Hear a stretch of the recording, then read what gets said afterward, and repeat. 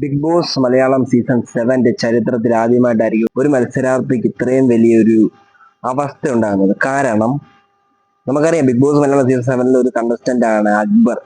അക്ബർ എന്ന് പറഞ്ഞാൽ ഒരു പാട്ടുകാരനാണ്, അതിലുപരി ഐഡിയ സ്റ്റാർ സിംഗറിന്റെ വിന്നർ കൂടിയാണ്.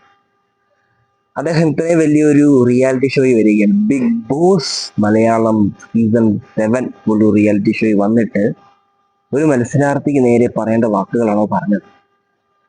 അപ്പൊ നിങ്ങൾ ആ ഇന്നത്തെ പ്രോമോ കണ്ടു കാണും.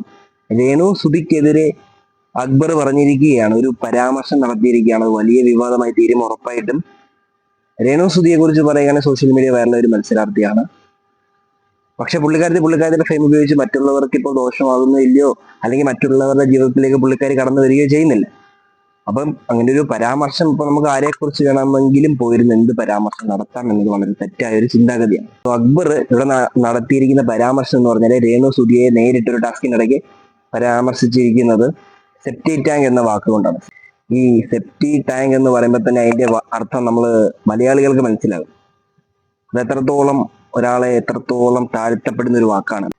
പുള്ളിക്കാരത്തി ഗെയിമിന്റെ ഇടയിൽ വന്നിട്ട് പറയുന്നുണ്ട്, ഞാൻ ഇത്രയും വലിയ കാര്യങ്ങൾ കേട്ടാലും കരയില്ല, രേണു സുധി ഫ്ലവർ അല്ല ഫയർ ആണെന്നൊക്കെ പറയുന്നുണ്ട്. എന്നിട്ടും പുള്ളിക്കാരത്തിയുടെ മനസ്സ് വേദനിക്കുന്നത് നമുക്ക് കാണാം. കാരണം ഒരു മനുഷ്യ സ്ത്രീയാണ് ആ ഒരു മനുഷ്യ സ്ത്രീയാണ്. അപ്പൊ ഒരു കുറച്ച് ബഹുമാനം കാണിക്കുക. ഇത്രയും വലിയ ഷോയിൽ വന്നിട്ട് ഒരാൾക്കെതിരെ ഇപ്പൊ പുള്ളിക്കാരത്തിക്ക് പുറത്ത് നല്ല നെഗറ്റീവ് ഉണ്ടായിരുന്നു. അപ്പൊ നമുക്ക് എല്ലാവർക്കും അറിയാം, ആ നെഗറ്റീവിനെ പോസിറ്റീവ് ആക്കി മാറ്റാൻ വേണ്ടി ഇത്ര കൂതറ കളികൾ കളിക്കേണ്ട കാര്യമുണ്ടോ? ബിഗ് ബോസിൽ വന്നിട്ട് വളരെ മോശം കളി എന്ന് പറഞ്ഞാൽ അക്ബർ കാണിച്ച് വളരെ മോശം. ഇപ്പം ഫോർ എക്സാമ്പിൾ പറയുകയാണെങ്കിൽ ബിഗ് ബോസിന്റെ ആ ലൈവിന്റെ അല്ലെങ്കിൽ ആ യൂട്യൂബിന്റെ അടി വന്ന പ്രോമോകളിൽ കമന്റ് വായിച്ച് നോക്കിയാൽ അറിയാം എത്രത്തോളം നെഗറ്റീവ് ഫാൻസ് ഈ ഒരു ഇൻസിഡന്റ് കാരണം അക്ബറിന് ഉണ്ടായിട്ടുണ്ടെന്ന് നമുക്ക് ആ ഒരു വീഡിയോ കാണുമ്പോൾ മനസ്സിലാവും. ഇത്രയും വലിയൊരു ക്യാൻവാസ് നടക്കുന്ന ഒരു വലിയ റിയാലിറ്റി ഷോ ആണ് ബിഗ് ബോസ്. സോ ഇങ്ങനെ ഒരു റിയാലിറ്റി ഷോയിൽ വന്നിട്ട് ഒരാളെ വ്യക്തിപരമായിട്ട് ഹരാസ് ചെയ്യാനോ ഒന്നും ആർക്കും ഒരു തരത്തിലുള്ള അവകാശവുമില്ല. കാരണം ഈ ബിഗ് ബോസ് എന്ന് പറഞ്ഞ ഷോ എന്ന് പറഞ്ഞാൽ ഒന്നും രണ്ടും ആളുകൾ കാണുന്ന ഷോ അല്ല. ഇതെന്ന് പറഞ്ഞാൽ വേൾഡ് വൈൽഡായിട്ട് ഹിറ്റായ ഒരു ഷോയാണ്. അപ്പം ആ ഒരു വ്യക്തിക്ക് ഏൽക്കുന്ന മുറിവുകൾ എന്ന് പറഞ്ഞാൽ ചെറുതൊന്നും അല്ലായിരിക്കും. അപ്പൊ ഈ കാര്യം എന്ന് പറഞ്ഞാൽ അടുത്ത ഒരു വീക്കിലിയിലെ ലാലേട്ടൻ വരുമ്പം ഇത് ചോദ്യം ചെയ്യപ്പെടുക തന്നെ ചെയ്യുക. അപ്പോഴായിരിക്കും ഇതിന്റെ പാർശ്വഫലങ്ങൾ അനുഭവിക്കാൻ പോകുന്നത്. കാരണം ഒരാളെ സെപ്റ്റി ടാങ്ക് എന്നൊക്കെ വിളിച്ച് അധിക്ഷേപിക്കാനുള്ള അധികാരം എന്ത് അധികാരമാണ് ഈ ഷോയിൽ വന്നിട്ടുള്ളത്? അപ്പൊ ആർക്ക് വേണമെങ്കിലും എന്ത് വേണമെങ്കിലും പറയാം എന്ന ഒരു ഇതായി മാറിയിരിക്കുകയാണ് ബിഗ് ബോസ്. അപ്പൊ ഈ സീസൺ തുടങ്ങിയപ്പോൾ തന്നെ കുറെ പ്രോമോകൾ വന്നിരുന്നു, ഈ കാടില്ല ആ കാടില്ല മറ്റേ കാടില്ല. അപ്പൊ ഇങ്ങനെയുള്ള വ്യക്തിഹത്യകൾ ബിഗ് ബോസ് ഇന്ന് മാക്സിമം ഒഴിവാക്കുക.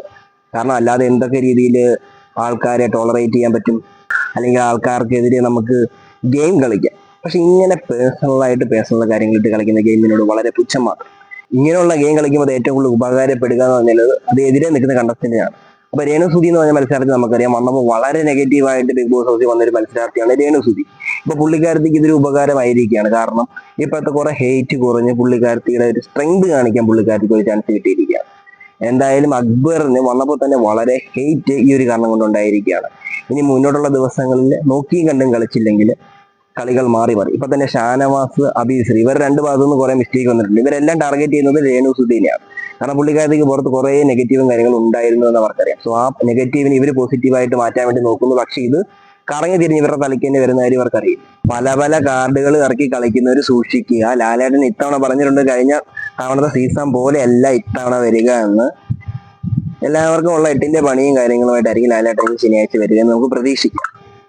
കാരണം ബിഗ് ബോസ് തുടങ്ങി 3 ദിവസമേ ഉള്ളൂ. ഇപ്പൊ ഇതുവരെയുള്ള 6 ബിഗ് ബോസിന്റെ ഒരു വ്യത്യാസം വെച്ച് നോക്കുകയാണെങ്കിൽ ഇത് തുടങ്ങിയിട്ട് വെറും 3 ദിവസമേ ഉള്ളൂ. 6 സീസണുകളിൽ പോലും ഇത്രയും 3 ദിവസം കൊണ്ട് ഇത്രയും വലിയ വഴക്കും കാര്യങ്ങളും ഉണ്ടായിട്ടുള്ള അറിവ് എനിക്കില്ല. കാരണം പലരും പറഞ്ഞിട്ടുണ്ട്, പല സീസണിലും ആദ്യത്തെ ഒരാഴ്ച അടിയൊന്നും ഉണ്ടാകാതിരുന്നപ്പോൾ പറഞ്ഞിട്ട് ബോറിംഗ് സീസണാണ്. പക്ഷേ അത് കഴിഞ്ഞ് നല്ല അടികൾ ഉണ്ടായിട്ടുണ്ട്. പക്ഷെ ഇത്രയും തരം തരുന്ന അടികള് ഈ ബിഗ് ബോസിൽ 3 ദിവസമായിട്ട് നമ്മൾ കാണുന്നുണ്ട്. നമുക്ക് നോക്കാം വരും ദിവസങ്ങളിൽ ബിഗ് ബോസ് എത്രത്തോളം മെച്ചപ്പെടും നമുക്ക് നോക്കാം. എന്നാലും ബിഗ് ബോസ് മലയാളം സീസൺ 6 കഴിഞ്ഞു, 7 എത്തി. മത്സരാർത്ഥികൾ കുറച്ചുകൂടെ എന്താ പറയുക, ഒരു കോമ്പറ്റീറ്റീവ് ആയിട്ട് മത്സരിക്കുന്ന മത്സരാർത്ഥികളാണെന്ന് പറഞ്ഞു. അങ്ങനെ പ്രോമോ വന്നു. ഇത് ഭയങ്കര കോമ്പറ്റീഷൻ കൂടിപ്പോയവരാണ് എനിക്ക് തോന്നുന്നത്. കാരണം വന്ന 3ാമത്തെ ദിവസം തന്നെ വലിയ പ്രോമോകൾ വരുന്നു. ഒരുമാതിരി ഒരാളെ ഫോക്കസ് ചെയ്ത് കളിക്കുന്നതായിട്ട് നമുക്ക് ഫീൽ ചെയ്യുന്നുണ്ട്. അടിച്ചമർത്തപ്പെടുന്ന പോലെ നമുക്ക് ഫീൽ ചെയ്യുന്നുണ്ട്. ഒരാളെ തന്നെ ആയിട്ട് എല്ലാവരും കൂടെ ടാർഗറ്റ് ചെയ്ത് കളിക്കുമ്പോൾ അത് ഭയങ്കര മോശം ഗെയിമായിട്ട് മാറും.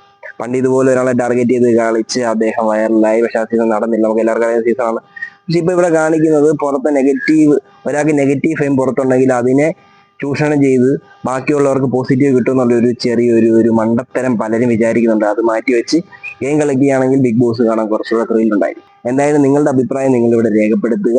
അതുപോലെ തന്നെ നിങ്ങൾ ഈ ചാനൽ സബ്സ്ക്രൈബ് ചെയ്യുക. അപ്പം നിങ്ങൾ ജസ്റ്റ് കമന്റ് ഇടുക. കൂടുതൽ ബിഗ് ബോസ് അപ്ഡേറ്റുമായിട്ട് നമ്മൾ വരുന്നതായിരിക്കും.